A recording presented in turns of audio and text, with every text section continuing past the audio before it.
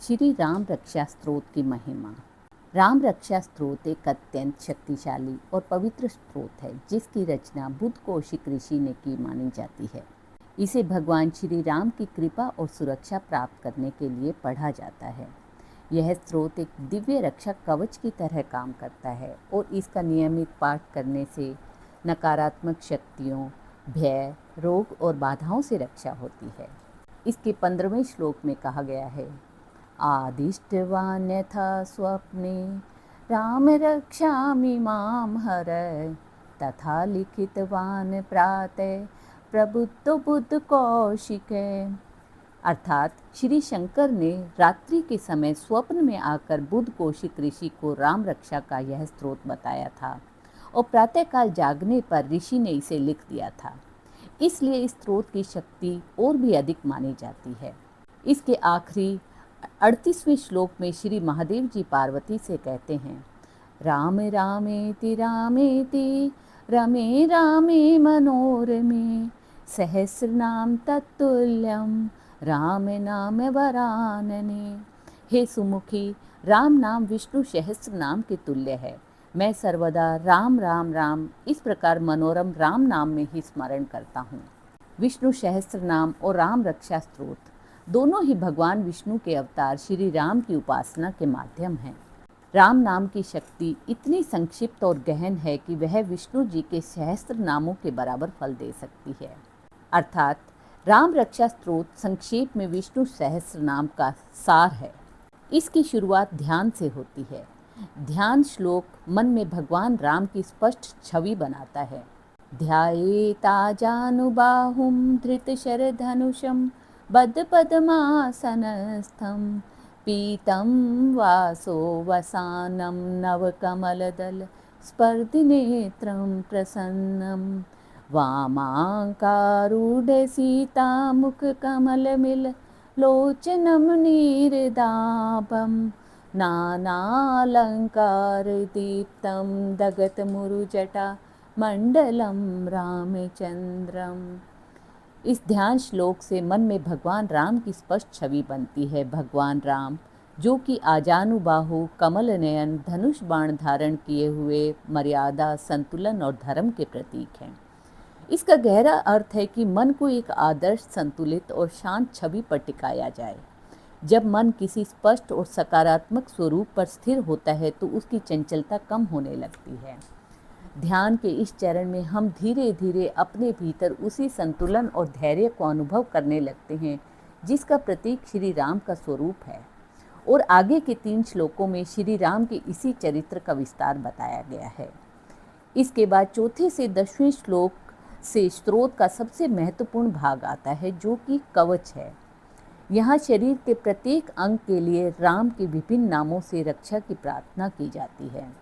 यहाँ रक्षा का वास्तविक अर्थ अपने भीतर की अव्यवस्था को व्यवस्थित करने का अभ्यास है। कवच की शुरुआत सिर से होती है। शिरो में राघव पातु भालम दशरथात्मजय, कि सिर की रक्षा राघव करे। सिर हमारे विचारों और निर्णय शक्ति का केंद्र है। तो यहाँ प्रभु राघव से प्रार्थना की जाती है कि हमारे विचार मर्यादित, बैलेंस्ड और क्लियर हो। ललाट की रक्षा दशरथात्मज अर्थात दशरथ के पुत्र करे। दशरथ का गहरा अर्थ है कि वह जो इंद्रियों पर नियंत्रण रखता हो। ललाट से हमारी दिशा और निर्णय क्षमता संचालित होती है। तो हम प्रभु से प्रार्थना करते हैं कि हमारे निर्णय इंद्रियों के आकर्षण में न आए और वे केवल संयम और विवेक से संचालित हों। आँखों, नाक और कानों से जुड़े श्लोक हमारी परसेप्शन सिस्टम को और रिफाइन करते हैं। कौशल्यो दृशौ पातु विश्वामित्र प्रिय स्तुति, अर्थात दुनिया को देखने की दृष्टि करुणा और संतुलन से भरी हो, न कि नेगेटिविटी से। और हमें वही सुनना और स्वीकार करना चाहिए जो कि ज्ञानवर्धक और सार्थक हो, न कि व्यर्थ आलोचना और नकारात्मक बातें। घ्राणम पातु मखत्राता, यानी नाक से जुड़ा भाग हमारी इंस्टिंक्ट और आंतरिक सूझबूझ को दर्शाता है कि हम परिस्थितियों को सूक्ष्म स्तर पर पहचान सकें और सही गलत का भेद कर सकें। मुखम सौमित्रिवत्सले यह संकेत देता है कि हमारी वाणी में कोमलता, स्नेह और संयम हो। शब्द संबंधों को बनाने या बिगाड़ने की शक्ति रखते हैं। हृदयम जाम दग्न जित, इसका गहरा अर्थ है कि हमारे हृदय में उत्पन्न होने वाले क्रोध, आवेग और अहंकार पर हम विजय पा सकें। परशुराम भगवान, जो कि ऋषि जमदग्नि के पुत्र हैं, उन्हें जामदग्नि कहा गया है। जामदग्नि यहाँ तीव्र क्रोध का प्रतीक है और राम का उन्हें जीतना यह दर्शाता है कि सच्ची शक्ति भावनात्मक संतुलन में है। शरीर के मध्य भाग, नाभि और कमर से जुड़े श्लोक हमारे विल पावर और स्टेबिलिटी को दर्शाते हैं। मध्यम पातु खरध्वंशी नाभिम जाम्बवदाश्रय, इसमें खर आंतरिक नकारात्मक प्रवृत्ति का प्रतीक है, जैसे कि आलस्य और अस्थिरता। यहाँ व्यक्ति अपने भीतर की इन बाधाओं को नियंत्रित करने का संकल्प लेता है। हाथों के लिए करौ सीता पति पातु, अर्थात हमारे कर्म जिम्मेदारी और धर्म के अनुरूप हों। हाथ हमारे कर्मों का प्रतीक है, इसलिए उनका मार्गदर्शन आवश्यक है। जंघाओं और पैरों के श्लोक जीवन की दिशा और ग्राउंडिंग को दर्शाते हैं। जंगे दशमुखांतकः पादौ विभीषण श्रीदय, अर्थात हम जीवन में सही स्थान और सही मूल्यों पर खड़े रहें। विभीषण को शरण देकर राम ने यह दिखाया कि सही निर्णय और सही पक्ष का चुनाव ही अंततः विजय दिलवाता है। इस प्रकार यह कवच एक सिस्टेमिक इनर अलाइनमेंट प्रैक्टिस है, जहां साधक अपने भीतर व्यवस्था और संतुलन को स्थापित करता है। आगे के श्लोकों में राम नाम की शक्ति का प्रयोग आता है, जहां राम नाम का बार बार उच्चारण किया जाता है। यहाँ राम एक बीज ध्वनि है, जिसमें पूरी आध्यात्मिक ऊर्जा कंडेंस्ड रूप में मौजूद है। बार बार जप करने से मन की नकारात्मक प्रवृत्तियाँ धीरे धीरे शांत होती हैं और उनकी जगह मन में स्थिरता और स्पष्टता आती है। यह प्रक्रिया सबकॉन्शियस माइंड पर काम करती है।